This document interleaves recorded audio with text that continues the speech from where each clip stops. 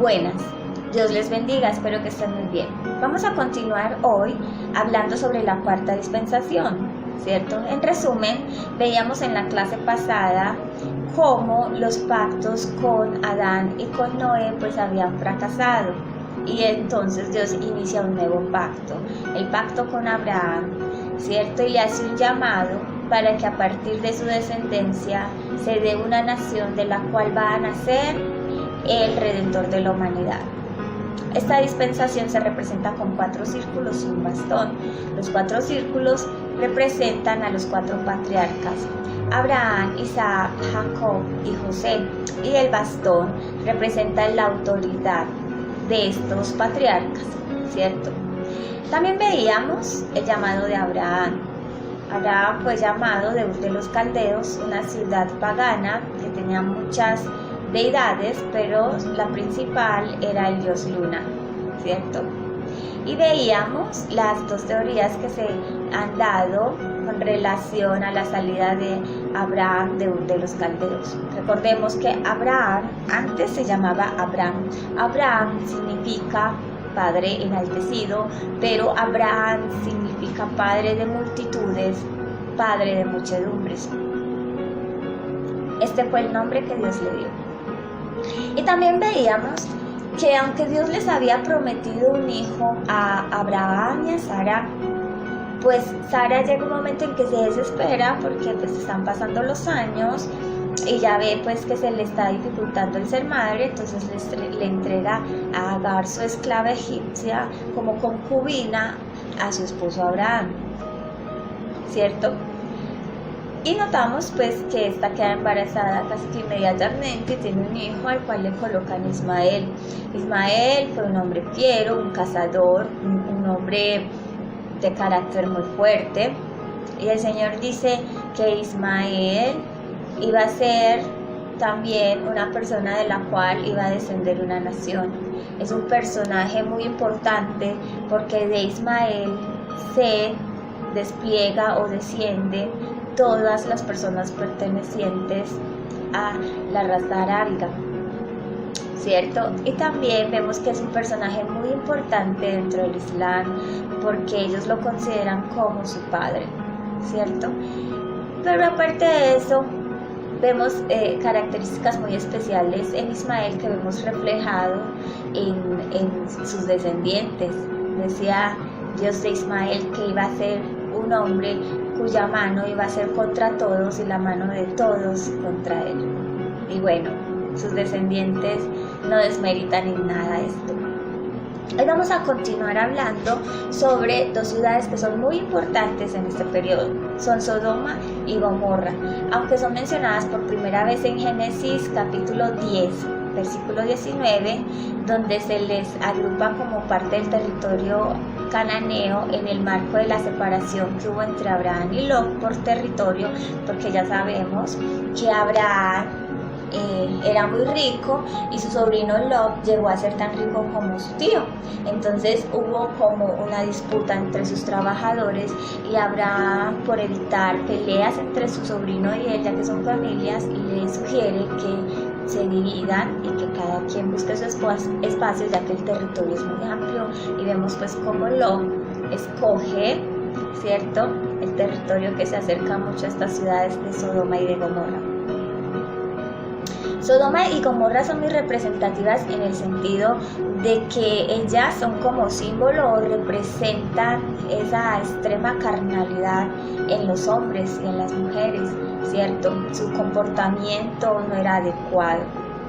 Entonces siempre se expresa de Sodoma y Gomorra que son ciudades que se dejaban llevar mucho por el pecado. De hecho, en algún momento a los hombres que se acostaban con otros hombres se les llegó a llamar sodomitas. Bien, nosotros encontramos en el capítulo 10, en el capítulo 13, versículos del 8 al 12, que dice: nosotros somos familiares, por eso no debe existir ninguna pelea entre tú y yo o entre tus pastores y los míos. No está todo el país a tu disposición. Debemos separarnos. Si te vas al sur, yo iré al norte. Si te vas al norte, yo iré al sur. Lot miró a su alrededor y vio que el valle del Jordán hacia el sur, hasta Zoar, estaba bien abastecido de agua como en Egipto, en realidad como en el jardín del Señor. Eso fue antes de que el Señor destruyera a Sodoma y a Gomorra. Lot eligió todo el valle del Jordán, viajó hacia el oriente y así se separaron el uno del otro. Abraham vivió en Canaán, pero Lot vivió en las ciudades del valle y movió su campamento cerca de Sodoma. Este versículo entonces nos atestigua de el por qué Lot escogió ir cerca de estas ciudades. Digámoslo así, que se dejó llevar más por lo que veían sus ojos. Sin embargo, en el mismo capítulo 13, en el versículo 13, vemos que ya se menciona cuál era el comportamiento de estas ciudades, de las personas que habitaban en estas ciudades. Dice, en ese tiempo los habitantes de Sodoma eran malos y grandes pecadores en contra del Señor, ¿cierto? Entonces la primera situación que relaciona el texto bíblico con estas ciudades fue la invasión que sufrieron por cuenta del rey Kedorlaomer, ¿cierto? Que era el rey de Elam, quien se unió y se alió con los reyes de Sinar, Amrafel, de Elazar, Ariok y de Goim, Tidal. Entonces vemos en el comentario de Roberto Jamison que él describe el escenario así. Se los voy a leer. El rey de Sodoma y los reyes de las ciudades vecinas, después de haber sido tributarios del rey de Elam, se unieron para arrojar su yugo, para castigar su rebelión como él lo consideraba. Kedorlaomer, con la ayuda de 3 aliados, invadió el territorio de los príncipes rebeldes, los derrotó en una batalla campal, donde la naturaleza del terreno favoreció a su ejército y se apresuró a volver en triunfo con una gran cantidad de cautivos y botín. Entonces, estos reyes combatieron contra los reyes de Sodoma. Fueron Bera, Gomorra de Birsa, Sinab de Adma, Semeber de Seboín y el rey de Zoar. También por parte de Sodoma batalló el rey Bera. Entonces, el resultado de este enfrentamiento fue la derrota de los aliados de Sodoma y Gomorra y el posterior cautiverio de Lot, el sobrino de Abraham. Entonces, es aquí cuando nosotros vemos que hubo un encuentro muy especial. Ya sabemos que Abraham fue a rescatar a su sobrino Lot en compañía de 318 hombres, con quienes sorprendentemente ganó la guerra. Y no solo le ganó a los reyes rebeldes que se aliaron con los de Sodoma y Gomorra, sino también a Kedorlaomer, ¿cierto? Entonces, Abraham atacó el campamento y rescató a su sobrino. Pero cuando una vez ganado esta batalla, vemos un encuentro muy especial. El rey de Salem, o el rey de Shalom, que significa ciudad de paz y que hace referencia a Jerusalén, el Melquisedec, ¿cierto?, sale a su encuentro y le lleva pan y vino, ¿cierto? Eso lo podemos encontrar en la lectura que nosotros hacemos de este capítulo 13. Y vemos, ¿cierto?, que cuando Abraham se encuentra con el Melquisedec, ¿cierto?, y Melquisedec le da pan y vino, a su vez, Abraham le diezma todo el botín de guerra. Entonces, nosotros podemos ver en Hebreos capítulo 7 que la Biblia hace un paralelo entre el Melquisedec y Jesucristo. También lo vemos en Salmo 110, versículo 4, ¿cierto? Entonces se dice que el Melquisedec es rey y sacerdote, y Cristo es rey y sacerdote. El Melquisedec es rey de justicia o rey de paz, y Jesucristo es descrito como rey de paz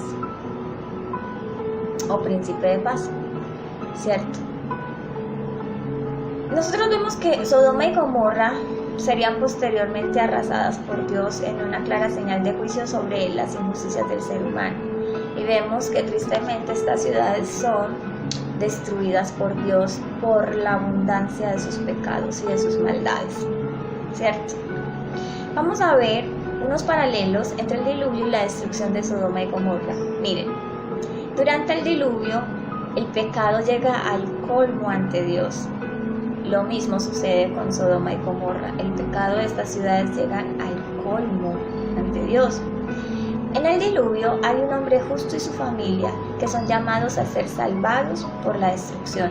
En Sodoma y Gomorra también hay un hombre justo y su familia llamados a ser salvados de la destrucción, que en este caso serían Lot, su esposa y sus hijas. Vemos en el diluvio que la familia de Noé sigue las instrucciones y se involucra en el proceso.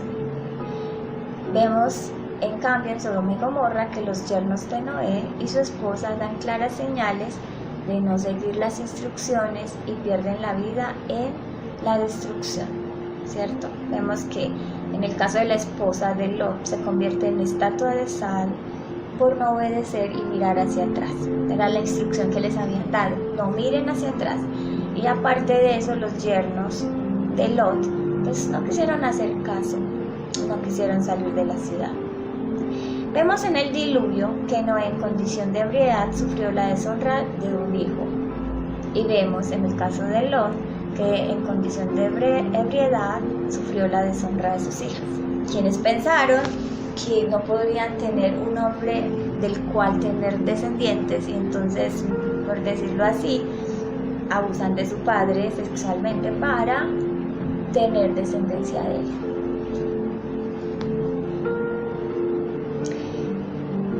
En el cuarto periodo, o en la cuarta dispensación, también vemos a un personaje muy importante, Isaac. Isaac, en el capítulo 17 de Génesis, es la promesa que Dios establece con Abraham, ¿cierto? En el Génesis capítulo 17 vemos que Dios le cambia el nombre a Abraham por Abraham, ya sabemos, de padre enaltecido a padre de multitudes. Y en este mismo escenario es cuando Dios le promete que le va a dar un hijo, un descendiente, ¿cierto?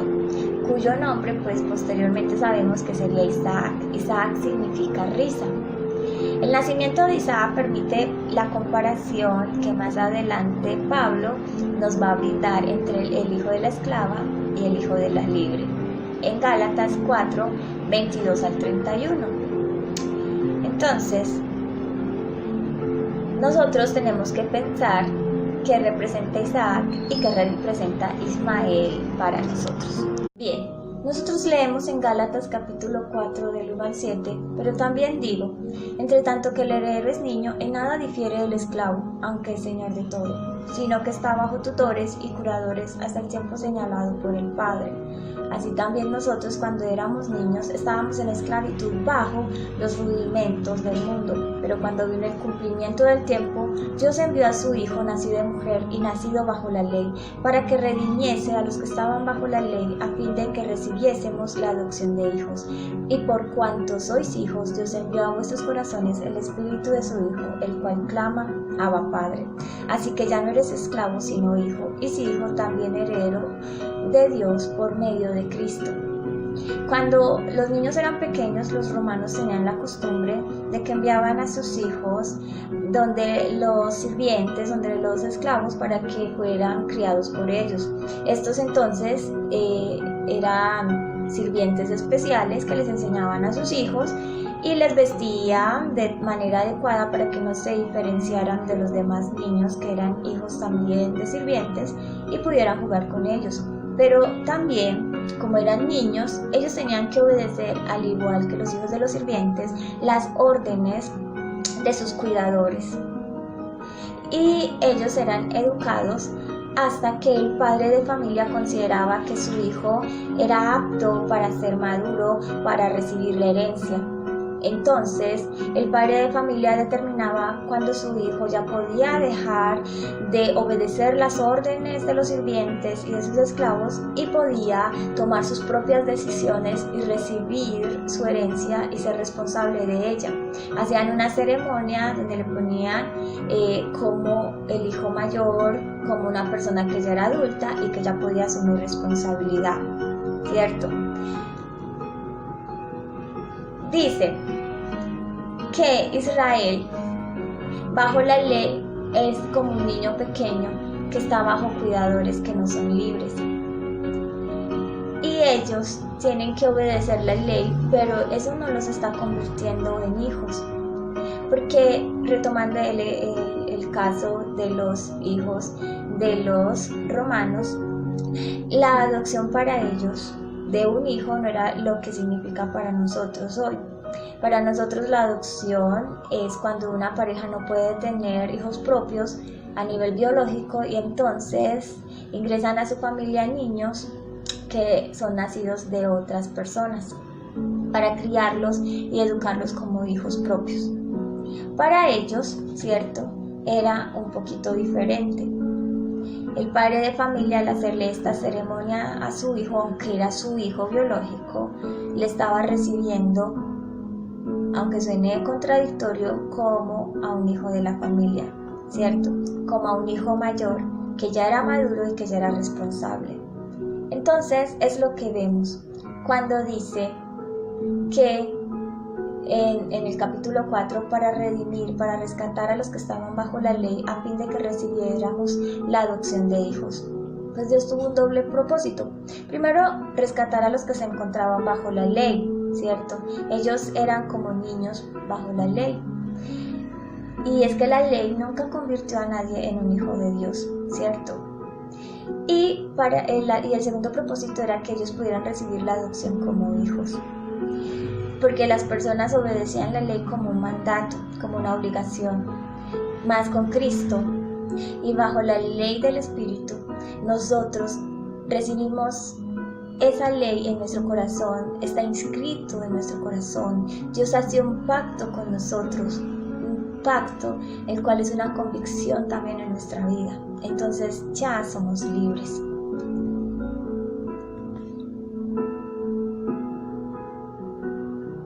Nosotros somos tan importantes para Dios que Él quiere considerarnos como sus hijos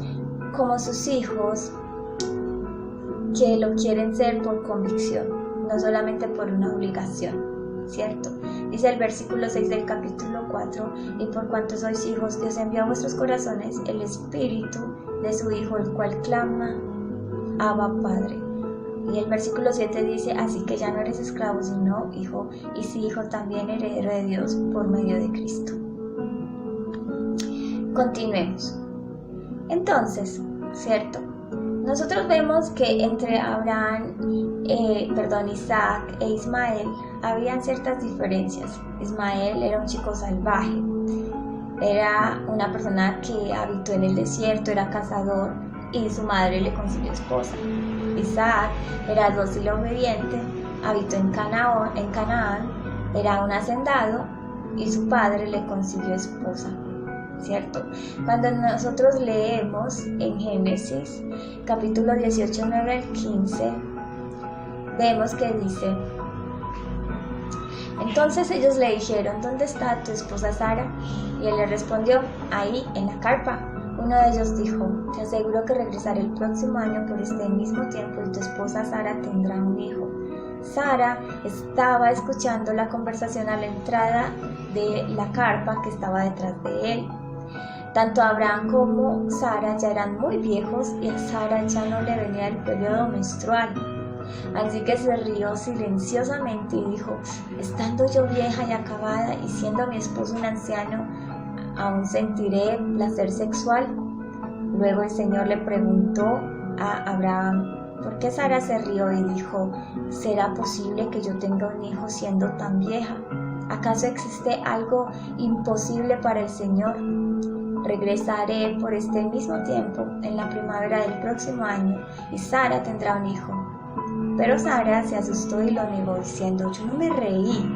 Y el Señor le dijo, sí, tú te reíste. Entonces nosotros podemos resaltar en este texto que es la escena donde llegan tres viajeros al territorio de Abraham, ¿cierto? Y él les ofrece que se queden allí a comer y a descansar ¿cierto? Y resulta que él reconoció en estas 3 personas a seres divinos. Se dice que allí estaba Jesús mismo, porque uno de los ángeles se describe como el ángel del Señor.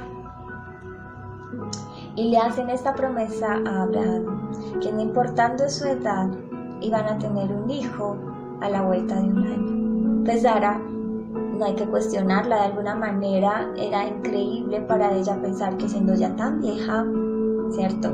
Una mujer próxima a los 90 años y sin periodo menstrual pudiera tener hijo, incluso tener placer sexual. Pero Dios cumple sus promesas, no importando el tiempo en que se den, porque Él tiene todo bajo control. En sus manos están nuestros tiempos y Él sabe cuándo convienen las cosas. Entonces, cuando Abraham y Sara se dieron cuenta de que el Señor cumpliría su pacto, pues decidieron creer, y a la vuelta de un año tuvieron un niño al que llamaron Isaac, que ya les había contado que significa risa. Le pusieron así por el suceso que había acontecido con Sara, que le dio risa pensar que a su edad pudiera tener un hijo, ¿cierto? Nosotros vemos una confirmación del pacto. Cuando Isaac cuenta con un aproximado de 12 años, pues Dios pone a prueba a Abraham y le dice que sacrifique a su hijo, ¿cierto? Entonces, cuando nosotros lo analizamos, esta escena de Génesis 22 contiene paralelos con el sacrificio de Cristo. Nosotros podríamos pensar qué paralelos hay entre el sacrificio de Isaac y el sacrificio de Cristo. Nosotros podemos encontrar en el sacrificio de Isaac y en el sacrificio de Cristo cosas en común. Por ejemplo, Abraham como padre, a pesar del dolor que sintió ante lo que Dios le pidió, no negó a su único hijo. Era su único hijo, el hijo de la promesa. Aunque tenía más hijos, ese era el que el Señor le había dicho que sería el padre de muchas personas que iban a ser una gran nación. Pero Abraham le creyó a Dios, y a pesar de saber que él era el hijo de la promesa, él decidió obedecer a Dios. Ahora, Isaac era un niño de 12 años que era inocente. Jesús era inocente. Y el Padre también estuvo dispuesto a darlo en sacrificio por todos nosotros. Abraham obedeció a Dios y puso a su hijo en el altar. Isaac era un muchacho de 12 años, mucho más hábil que su padre, que quizás contaría con 112 años, más o menos.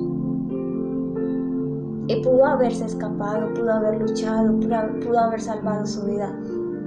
Pero Isaac, al comprender que el sacrificio era él, no se rehusó tampoco, al igual que Jesucristo. Jesucristo no se rehusó y se dio en sacrificio por nosotros. Aunque Isaac no fue sacrificado finalmente, gracias a Dios, y Dios proveyó un cordero, Jesucristo sí lo hizo. Jesucristo sí se sacrificó como ese cordero, por bienestar de todos nosotros, los seres humanos, por nuestra salvación, por recuperar nuestra razón de ser, para que pudiéramos volver a tener una relación con el Padre y pudiéramos volver a adorarle y a servirle con toda nuestra vida, ¿cierto?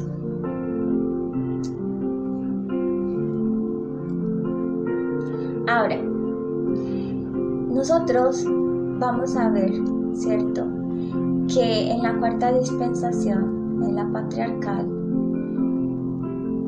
el nacimiento de Isaac marcó la senda hacia la formación del pueblo israelita.